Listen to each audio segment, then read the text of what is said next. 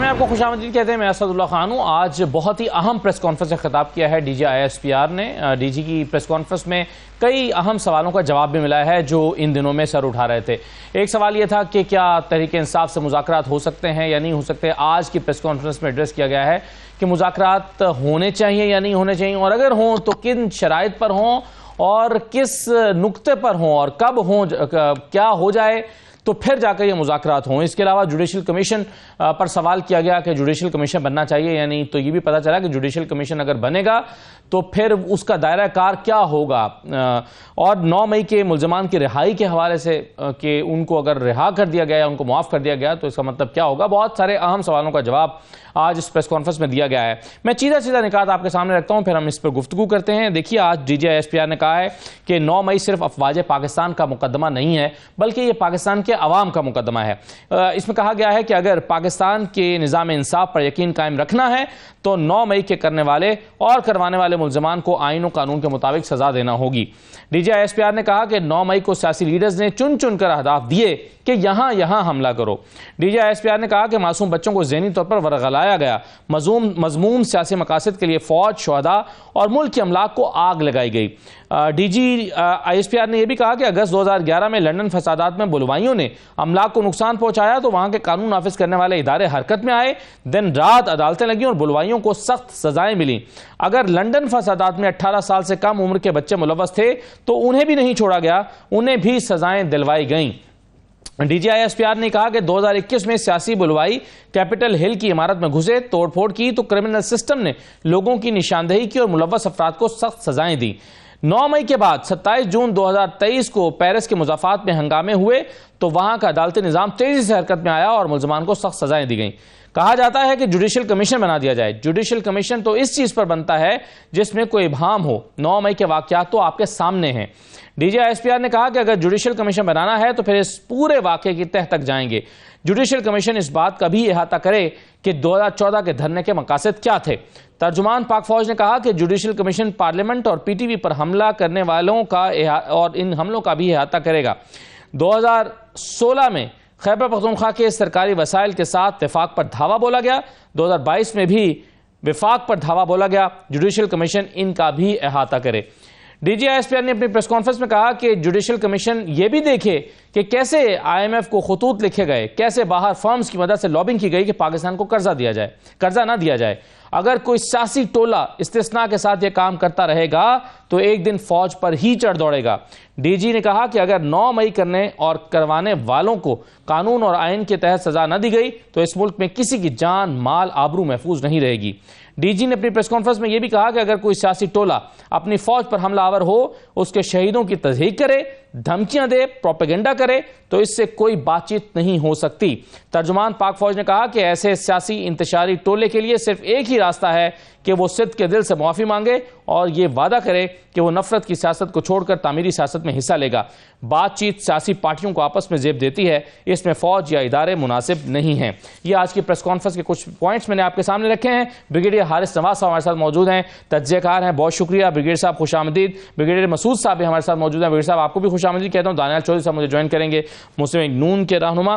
میں سب سے پہلے ایک کچھ بیانات ساتھ آپ کے سامنے رکھتا جاؤں گا. آج D G I S P R نے کہا کہ 9 مئی افواج پاکستان کا نہیں, عوام پاکستان کا مقدمہ ہے. 9 مئی سے 2 دن پہلے 7 مئی کو ہونے والی یہ press conference, brigadier Haris Nawaz صاحب آپ کیسے دیکھ رہے ہیں اس کو؟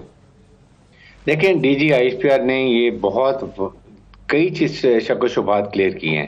اٹس ناٹ اونلی 9 مئی کی بات کی گئی ہے, اس میں ٹیررزم کی بات ہوئی ہے, افغانستان ٹی ٹی پی کی بات, افغان طالبان کی بات ہوئی ہے, ٹی ٹی پی کی بات ہوئی ہے, پھر اکانومی کی بات ہوئی ہے, نیشن بلڈنگ کی بات ہوئی ہے, تمام چیزوں کو ٹچ کیا گیا ہے. اس کے بعد سوشل میڈیا ٹرولنگ ہوتی ہے, اس کی بات کی. لیکن سب سے اہم بات یہی تھی کہ 9 مئی آ رہا ہے.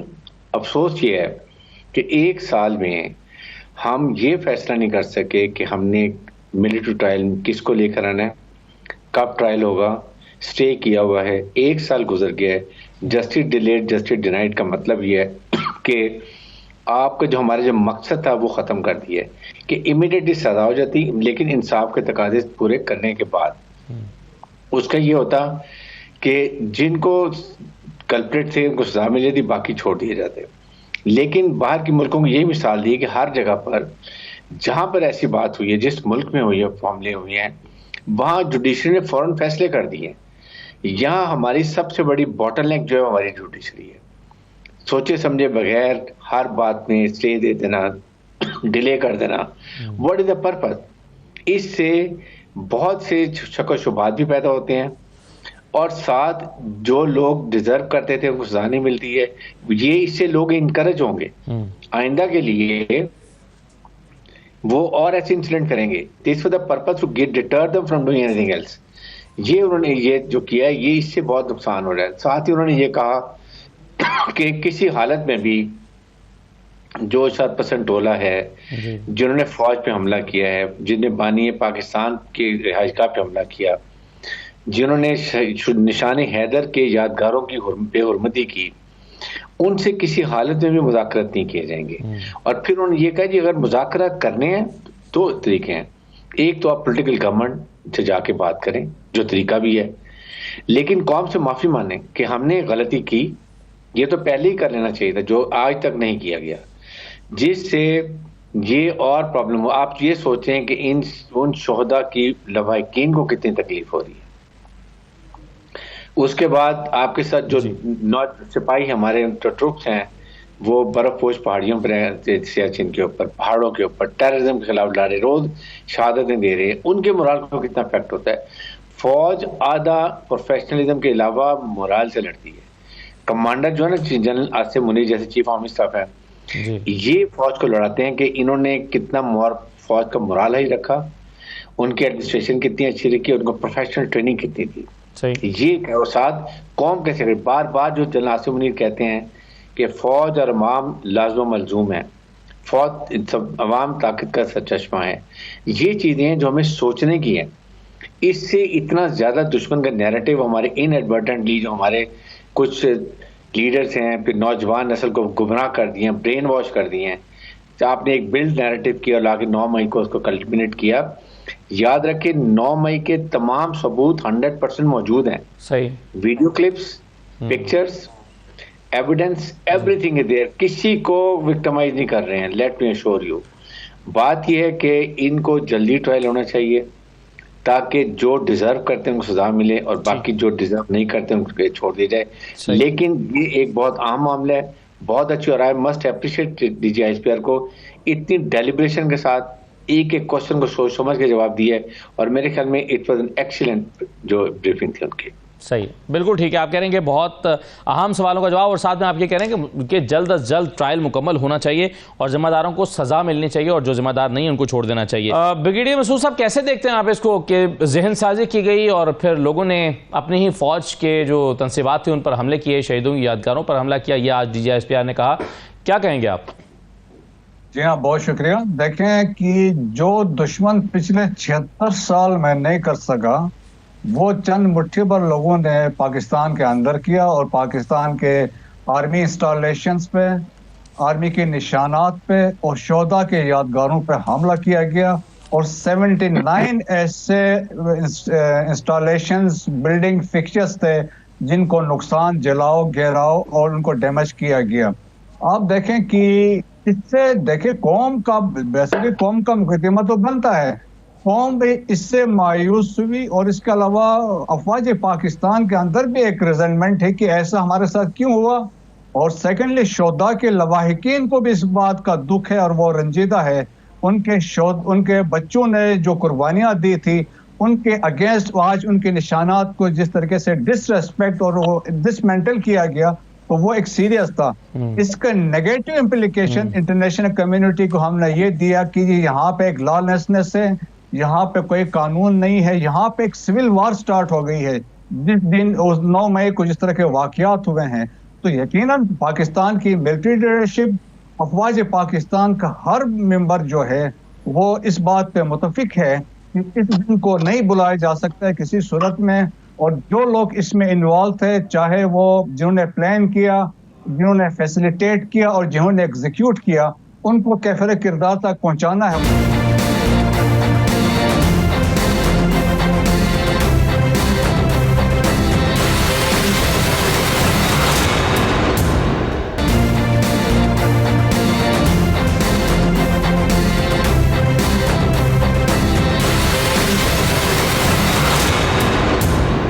اور بالکل بجا طور پر اگر آج ان کو چھوڑ دیا جائے گا تو ایک پریسیڈنٹ سیٹ ہوگا.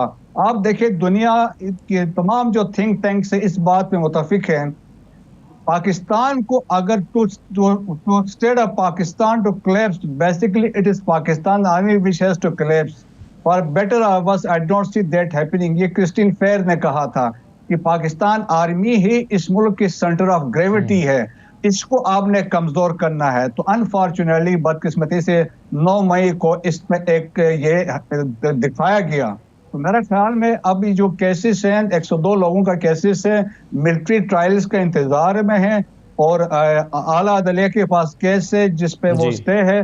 تو توقع یہی ہے کہ وہ لفٹ کرے تاکہ جو اس میں سزا اور جزا والا مسئلہ ہو. لیکن اس میں یہ ہے کہ ملٹری کورٹ یک طرفہ فیصلے نہیں کرتی ہے اور اس میں یقیناً وہ ڈیفنس کونسل بھی ہے اور اپیل کا حق بھی ہوتا ہے. تو میرے خیال میں ہمیں اس جانب جانا چاہیے, اس سے پیچھے ہٹنا ممکن نہیں ہے, ریٹریٹ نہیں کر سکتے ہیں اپنے موقف سے. بالکل صحیح ہے. یہ جلد ٹرائل کی آپ بھی بات کر رہے ہیں اور بریگیڈیئر حارث نواز نے بھی یہی بات کی ہے. بیرسٹر دانیال صاحب, آپ کے خیال میں 9 مئی کے واقعات, اب 1 سال مکمل ہو گیا, جلد ٹرائل مکمل ہونے, کئی لوگوں کا تو چالان ہی شاید پیش نہیں ہوا ابھی تک, کیا چیز رکاوٹ ہے آپ کے خیال میں؟ بسم اللہ الرحمن الرحیم. دیکھیں جی, پہلے تو آج جو ڈی جی ISPR کی پریس کانفرنس تھی, بڑی پریسائز, بڑی ڈیٹیلڈ, بڑی انہوں نے ہر پہلو کے اوپر بات کی اور جو بڑے امپورٹنٹ ایشوز اس ملک کے ہیں ان سب کو ہائی لائٹ کیا. ہم جب ٹاک شوز پہ اپنے ان PTI والے بھائیوں کے ساتھ بیٹھتے ہیں تو ہم ان کو بار بار کہتے ہیں کہ سب سے امپورٹنٹ چیز جو ہے وہ ہے پرابلمس کو آئیڈینٹیفائی کرنا اور آئیڈینٹیفائی کرنے کے بعد ان کے حل پہ جانا.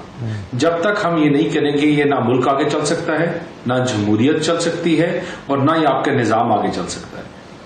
جب بھی ان کے ساتھ بات کی ان 9 مئی کے واقعات کے بعد بھی, تو جو ان کی سوچ ہے وہ نہ آج تک چیزوں کو آئیڈینٹیفائی کرنا, نہ ان کو آگے لے کے جانا اور نہ ملکی مفاد کی بات کرنا. آج بھی ان کی جو سوچ ہے وہ 9 مئی پہ ہی پھنسی ہوئی ہے اور آج بھی وہی نیریٹو, وہی باتیں, وہی ایگریشن, وہ پارلیمنٹ ہو, وہ پارلیمنٹ کے باہر ہو, وہی شو کرتے ہیں اور وہی باتیں کرتے ہیں. دیکھیں, آپ کی سیاست میں, پالیٹکس میں سب سے زیادہ جو امپورٹنٹ چیز ہے وہ نیگوسیشن ہے. ڈی جی ISPR صاحب نے جس طرح کہا کہ the political parties should sit and talk about it, لیکن مجھے آپ بات بتائیں کہ آپ کس کے ساتھ بیٹھ کے بات کریں ایز اے پولیٹیکل پرسن, یا کس کے ساتھ کریں جو ماننے کے لیے نہیں تیار کہ ہم نے غلط کیا تھا, جو یہ ماننے کے لیے تیار کہ ہم نے کروایا تھا, جو ماننے کے لیے نہیں تیار کہ بھائی جو ہوا وہ غلط ہے. تو پھر آپ ان کے ساتھ کیسے بیٹھ کے نیگوشیٹ کر سکتے ہیں؟ یہ ایک بڑا مشکل اپ ہل ٹاسک ہوگا. لیکن ریگارڈلس آف دس, جو آپ کا الیکشن آج سے 3 ہفتے پہلے ہوا, اس نے آپ کو ایک چیز کی تو تعین کر کے دکھا دیا. جو کہتے تھے کہ پاپولس ووٹ, وہ لوگوں نے بتا دیا کہ 9 مئی والوں کی پاپولس ووٹ نہیں ہے. لوگوں نے ریجیکٹ کر دیا 9 مئی والوں کو. بالکل صحیح. 8 فروری کے حوالے سے یہ سوال ضرور ہوا ہے آج دانیال صاحب کے. جی صحیح ہے. مطلب سوال آج ہوا ہے کہ 8 فروری کو لوگ کس کے لیے نکلے, کیا تحریک انصاف کو ووٹ ڈالا یا اس کے خلاف گئے؟ تو اس پر اس کو آج رسپونڈ بھی کیا گیا اور کہا گیا کہ 8 فروری کو 60-70% ووٹر, جو 69-70% ووٹ تھا وہ دوسری جماعتوں کو پڑا ہے. ڈی جی نے کیسے رسپونڈ کیا, سن لیجیے. 8 فروری کے انتخابات, یہ جو بیانیہ بنایا جا رہا ہے کہ 8 فروری میں 9 مئی غائب ہو گیا, گم ہو گیا, جو بھی آپ نے 8 فروری کو جو ٹرن آؤٹ تھا وہ تقریباً 47%, تقریباً 6.5 کروڑ یا 65 ملین جو ووٹرز تھے اس دن انہوں نے ووٹ کاسٹ. اس میں سے یہ جو مخصوص سیاسی پارٹی, اس پارٹی کو پڑے 18.5 ملین ووٹ. تو 69-70% جو ووٹ پڑا وہ تو اس بیانیے کو نہیں پڑا. اور یہ تو ہم یہ اس لیے کہیں کہ اگر یہ ازیوم کریں کہ جس نے اس کو 18.5 ملین نے ووٹ ڈالا اس نے کہا کہ 9 مئی بالکل ٹھیک ہوا تھا اور بالکل یہ فوج پہ حملہ ہونا چاہیے تھا اور بالکل یہ شہیدوں کی تصدیق ہونی چاہیے تھی, ہمارا یقین ہے کہ ایسے نہیں. کیسے آپ بریگیڈیئر حارث نواز صاحب کیسے انٹرپریٹ کرتے ہیں 8 مئی 8 فروری کو ووٹ کو ہم کیسے انالائز کر سکتے ہیں؟ جی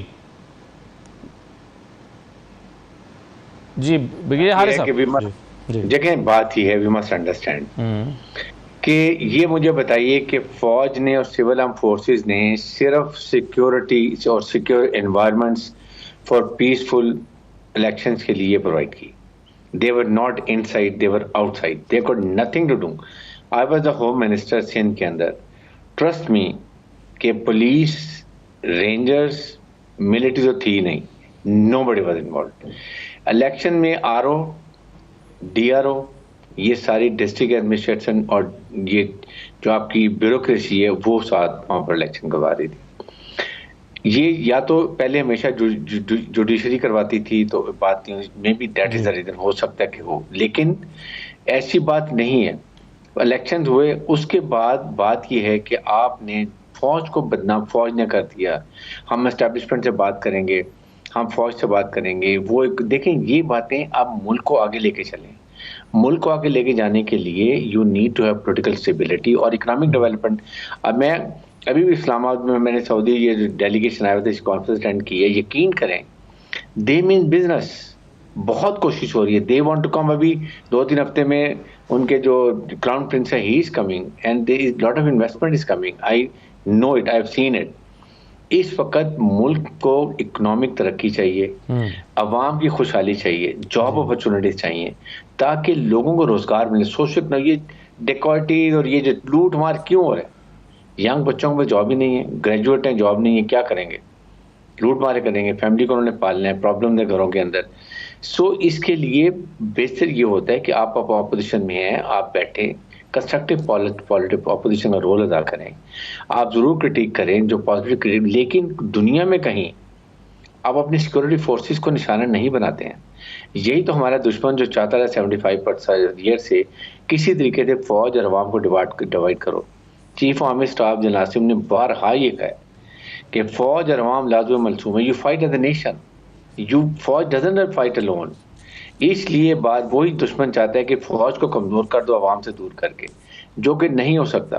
ابھی بھی عوام پاکستان کی فوج کو ہر حالت میں بہت پسند کرتے ہیں.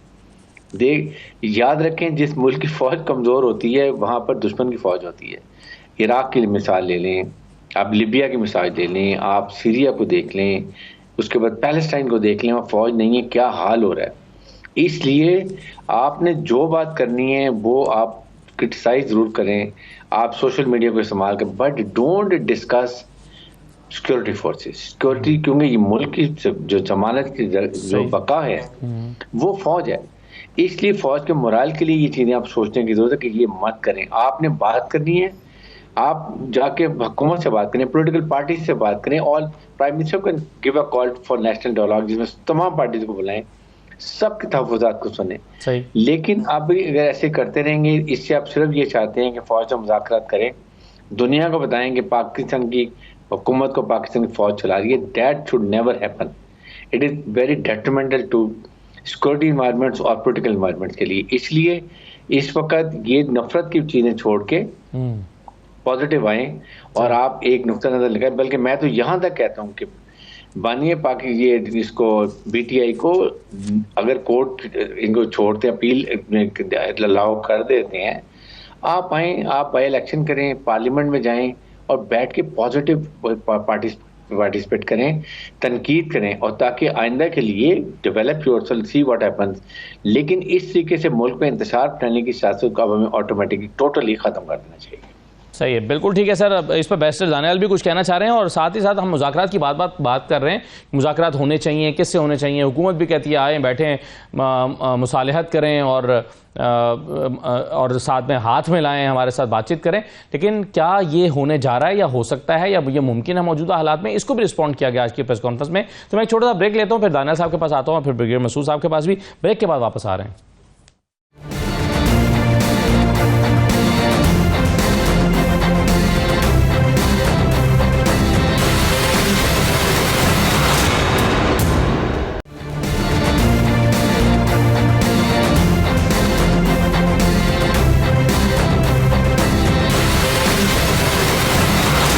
آپ کو دوبارہ خوش آمدید کہتے ہیں. مذاکرات کس سے ہونے چاہیے یا نہیں ہونے چاہیے, اور کس صورت میں ہونے چاہیے؟ D G I S P R سے آج یہ سوال ہوا تو انہوں نے اس کو بھی رسپونڈ کیا. کیا کہا ذرا دیکھ لیجئے. اگر کوئی سیاسی سوچ اور کوئی سیاسی لیڈر اور کوئی سیاسی ٹولہ اپنی فوج پہ حملہ آور ہو، عوام اور فوج کے درمیان نفرت اور خلیج پیدا کرے، اسی قوم کی فوج کے بارے میں دھمکیاں دے، پروپیگنڈا کرے، تو اس سے کوئی بات چیت نہیں کرے۔ ایسے سیاسی انتشاری ٹولے کے لیے صرف ایک ہی راستہ ہے کہ وہ صدق کے دل سے معافی مانگے قوم کے سامنے اور یہ وعدہ کرے کہ وہ نفرت کی سیاست کو چھوڑ کے تعمیری سیاست میں حصہ لے۔ اور ویسے بھی جو بات چیت ہے وہ سیاسی پارٹیز کو آپس میں زیب دیتی ہے، اس میں فوج یا ادارے بالکل مناسب نہیں کے بات۔ اب دانیال جوہری صاحب، اس میں تو واضح طور پر کہا گیا کہ کسی ایسے انتشاری ٹولے سے تو بات چیت ہونی ہی نہیں چاہیے، تو پھر عرفان صدیقی صاحب سینٹ میں کھڑے ہو کہہ رہے ہیں ہم ہاتھ بڑھا رہے ہیں، آئیے ہمارے ساتھ بیٹھ جائیے، مذاکرات کیجئے۔ شہباز شریف صاحب کہہ رہے ہیں کہ میثاق جو ہے وہ مصالحت کی بات وہ کر رہے ہیں، تو یہ کیسے کر رہے ہیں آپ ایک ایسے انتشاری ٹولے سے کہ جس سے بات چیت ہونی ہی نہیں چاہیے؟ اسد میں پہلے آپ کو بتاؤں کہ میں نے نا worked in think tanks all my life, اور بڑا کام کیا ریسرچ اور تھنک ٹینکس میں۔ آپ کے پاس، عراق کے پاس آپ سے بہت زیادہ پیسے تھے، فائنینشلی آپ سے بہت زیادہ اسٹیبل تھا۔ اسی طرح جو اس کے ویسینٹی میں اور ملک جو تھے، اس نے مبارک کی جو گورنمنٹ تھی وہ آپ سے فائنینشلی بہت زیادہ اسٹیبل تھی، آپ کی ان کے پاس فائنینشیل سرکار کے پاس بہت پیسے تھے۔ لیکن ان تمام اس ریجن میں جب عرب سپرنگ آیا تو یہ جب انٹرونشن تھی نان اسٹیٹ ایکٹرز کی، تو کھا گئے ان سارے علاقوں کو، اور وہ اس لیے کھا گیا کہ ان کی فوجیں مضبوط نہیں تھی۔ ان پیسوں کی، ان دولت کی، ان چیزوں کی جب فورن انٹرونشن آتی ہے اور دشمنوں کی جب آپ کی انٹرونشن ہوتی ہے تو یہ نتھنگ، یہ گاڑیاں، یہ چیزیں they don't matter. the only thing that matters is the morale of your army and your armed forces۔ ہم ان کو جب بار بار یہ بات کرتے ہیں اور ہم باور کراتے ہیں کہ اپنی افواج کو اس سے دور رکھا جائے، ان کامنٹ سے، ان چیزوں سے، تو یہ سمجھتے نہیں ہیں، اور اسی لیے 9 مئی جیسے جب واقعات ہوئے تو یہ ان چیزوں کو اور زیادہ انسٹیگیٹ کرتے ہیں۔ تو یہ پاکستان کی سلامتی کے لیے بڑا ضروری ہے for our kids, for our generations to come کہ we keep them out of it۔ دوسری بات آپ نے کہا کہ وہ کہتے ہیں کہ ہم ڈائلاگ کے لیے اس ٹولے کے ساتھ نہیں، بالکل انہوں نے کہا کہ پولیٹیکل پارٹیز ول ڈیسائیڈ کہ کس سے بات کرنی ہے یا نہیں کرنی، لیکن جو کانوکٹس ہیں، جنہوں نے چیزیں کی ہوئی ہیں، they will have to face the music۔ وہ کانوکٹس وہ ہیں جو انہوں نے سب کچھ کیا تو وہ میوزک فیس کریں گے۔ لیکن میری اس سے تھوڑی سی ایک بڑھ کے اپیل ہے، اور میری یہ ہے کہ آپ نے دیکھیں یہ بہت امپورٹنٹ چیز ہے کہ آپ نے آئیڈینٹیفائی کرنا ہے کہ جن لوگوں نے وہ کیا ان سے یہ کروایا کس نے، اور جنہوں نے کروایا ان لوگوں کے معصوم بچوں کے ساتھ، جنہوں نے آج کہتے ہیں ہم تو ان کو جانتے ہی نہیں ہیں، ہم نے تو دیکھا ہی نہیں ہے، ہمیں تو پتہ ہی نہیں ہے، تو جن سے وہ کروایا they must all should be punished as well۔ Because آپ ان کو پریسیڈنٹ بنائیں گے تو کبھی فیوچر میں ایسا نہیں ہوگا، اور اگر آپ نہیں کریں گے تو دیکھنا next time it will be way more worse than this what happened on 9 May. But regardless of this, جو چیزیں ہیں، ملک ہے، ملکی مفاد کے لیے، ملک کو آگے لے کے جانے کے لیے مفاہمت جو ہے وہ ایک بیسٹ پالیسی ہے۔ ان کے ساتھ ریکنسیلیشن تب ہو سکتی ہے جب یہ انڈرسٹینڈ کریں، یہ معذرت کریں، they understand that what they did was wrong, they should accept it, and once you accept it تو چیزیں آگے بڑھیں گی۔ جب تک اگر آپ اسی طرح آپ کو لگے گا کہ آپ زور کے ساتھ، آپ زبردستی کے ساتھ، آپ بدماشی کے ساتھ آپ کسی کو، اپنی افواج کو ڈرا سکتے ہو، دیٹس ناٹ پاسبل۔ وہ ملیشیاز میں ہوتا ہے، کسی ملک کی افواج کے ساتھ نہیں ہو سکتا، اور نہ ہی اب پولیٹیکل پارٹیز کوئی ان سے بلیک میل ہوگی۔ If they want to come on the table, سب سے پہلی شرط یہ ہے کہ یہ اسی پیج پہ آئیں، یہ انڈرسٹینڈ کریں، یہ اپالوجائز کریں، and we are ready to take things forward for this country, for this nation, کیونکہ پاکستان کو ان مشکل حالات سے، جب یہاں اتنے زیادہ نان اسٹیٹ ایکٹرز دیکھ رہے ہیں، وہ گوادر ہو، بلوچستان ہو، وہ کے پی ہو، کہ نان اسٹیٹ ایکٹرز اپنا رول پلے کر رہے ہیں، پاکستان کو نقصان پہنچانے کی کوشش کر رہے ہیں، تو اس کے خلاف ہم نے اپنی افواج کے پیچھے سیسا پھیلائی ہوئی دیوار بن کے سب نے اکٹھے کھڑا ہونا ہے، and that is the only way forward this country will progress. بالکل صحیح ہے بریگیڈیئر مسعود صاحب۔ اب معاملہ یہ ہے کہ ایک طرف کا نقطہ نظر یہ ہے کہ جوڈیشل کمیشن بنے، یہ تو فالس فلیگ آپریشن تھا، یہ ہم تو اس میں ملوث نہیں تھے، یہ لوگوں کو ڈریگ کیا گیا، یہ ایک نقطہ نظر ہے، اور دوسری طرف کہا جا رہا ہے کہ نہیں، آپ اپنی ندامت کا اظہار کریں تو پھر مذاکرات ہو سکتے ہیں۔ یہ بات کیسے آگے بڑھے گی؟ آپ کو پریکٹیکل راستہ نظر کیا آ رہا ہے؟ دیکھیں، جہاں تک جوڈیشل کمیشن تو تب بننا چاہیے جب اس میں کوئی کنفیوژن ہو یا ڈاؤٹ ہو۔ یہاں پہ تو ایویڈنس ہے، اس میں ویڈیو ایویڈنس شامل ہے, اچھا ریکارڈڈ ایویڈنس کنورسیشنز ہیں جس میں ڈائریکشن دی جا رہی ہے, تو اس میں تو ثبوت ہیں. اگر جوڈیشل کمیشن بنتا تو ایک قسم کی ڈیلیئنگ ٹیکٹس سے اس میں ڈیلے کریں اور پھر, لیکن اس میں واضح ڈی جی ISPR نے کیا. پھر آپ اس کو سیاق و سباق کے ساتھ پھر جا کے 2014 سے لنک کریں, تو وہ چیزیں ہیں. دیکھیں آپس میں جب جہاں انہوں نے بات کی کہ اگر آپ ایک پارٹی ہے یا ایک شخص ہے وہ اپنا غلطی ریئلائز کرتا ہے اور یہ کوئی پاکستان میں کوئی اچھا قدم نہیں اٹھایا گیا تھا اور جس سے ہم سمجھتے ہیں لوگوں کو تکلیف ہوئی, دکھ پہنچا ہے, تو ہم اس پہ معافی مانگتے ہیں, تو میرے خیال میں ایک بہت اچھا قدم ہوگا, تو ایسا ان کو ویسا کرنا چاہیے. دیکھیں باقی جہاں یہ معافی بھی مانگتے ہیں لیکن وہاں پہ یہ سزا تو معاف نہیں ہوگی جو لوگ اس میں انوالو ہیں. ابھی میں آپ کو مثال دے رہا ہوں, معاف کیجیے گا, کیپٹل ہل میں 1033 بندے جو تھے وہ اریسٹ ہوئے تھے, ان میں سے 845 کو انہوں نے کرمنل سینٹنس دی اور جو maximum was 18 years, minimum was 10 years. وہ ایک ڈیٹرنس کریٹ کرنا چاہ رہے تھے. تو یہاں پہ بھی ہماری ضرورت ہے کہ ڈیٹرنس ہم نے کریٹ کرنا ہے, اور تاکہ آئندہ ایسے واقعات نہ ہو, اپنی فوج کے خلاف ہم نہ جائیں. جس طرح یہاں بات بھی یہ دیکھیں کہ ایک مشہور سیئنگ ہے, there will always be an army in your country, if not yours then it will be your enemies. تو ہمیں اس بات کا ادراک ہونا چاہیے کہ ہم کیا کرنے جا رہے ہیں اور ہم پاکستان کے مفاد کے خلاف کیا کچھ کر رہے ہیں.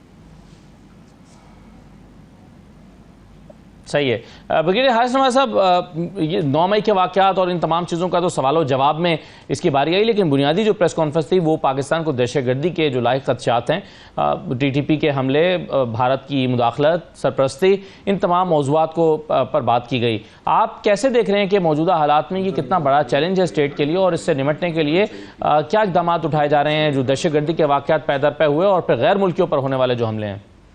دیکھیں DG ISPR نے سب سے پہلے اس ٹاپک کو لیا تھا because it is really cause of concern for the people of Pakistan, for the armed forces and the government of Pakistan.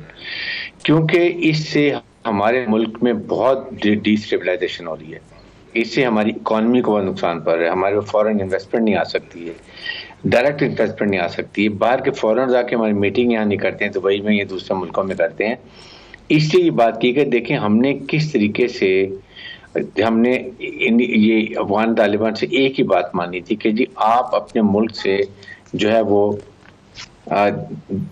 کسی بھی ٹیررسٹ آرگنائزیشن کو اپنے ہمسائے ملکوں میں جانے کی اجازت نہیں دیں گے. یہ انہوں نے کمٹمنٹ کی تھی, اگر آپ کو یاد ہو, دوحہ ایگریمنٹ کے اندر. لیکن کھلم کھلا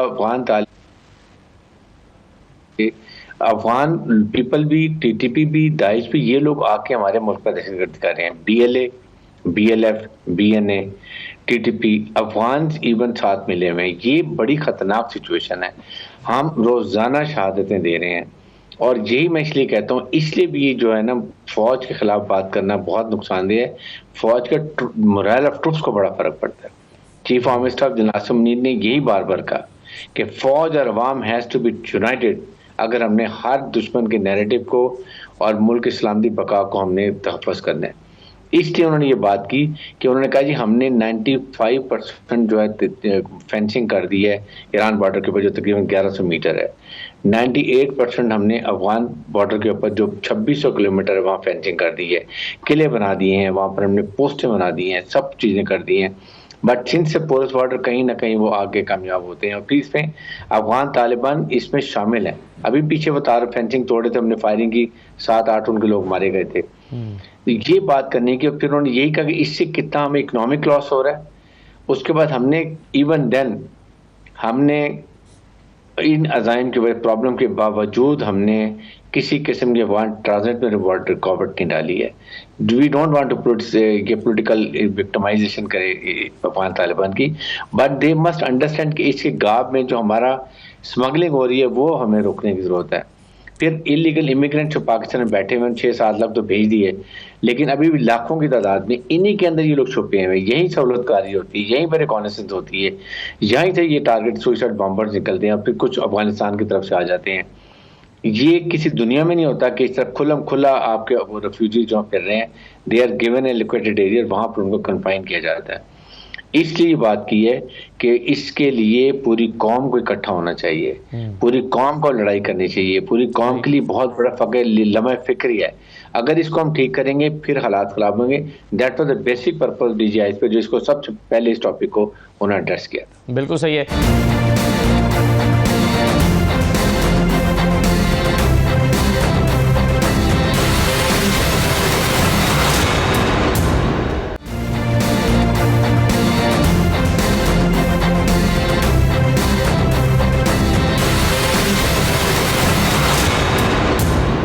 تو بریگیڈیئر مسعود صاحب, آپ کیسے دیکھ رہے ہیں کہ کہا جاتا ہے پولیٹیکل سٹیبلٹی بہت ضروری ہے اکنامک سٹیبلٹی کے لیے بھی, اور دہشت گردی جیسے اور چیزوں سے نمٹنے کے لیے بھی پولیٹیکل سٹیبلٹی, سیاسی استحکام بہت ضروری ہے. یہ کیسے آئے گا؟ کیونکہ آج ہم نے مذاکرات کے حوالے سے ایک نقطہ نظر سن لیا ہے, اور کچھ شرائط اب حکومت نے بھی عائد کر دی ہیں کہ مذاکرات تو اسی صورت میں ہو سکتے ہیں, دوسری جماعت دوسرا فریق پیچھے ہٹنے کو تیار نہیں ہے. تو یہ بات آگے کیسے بڑھے گی؟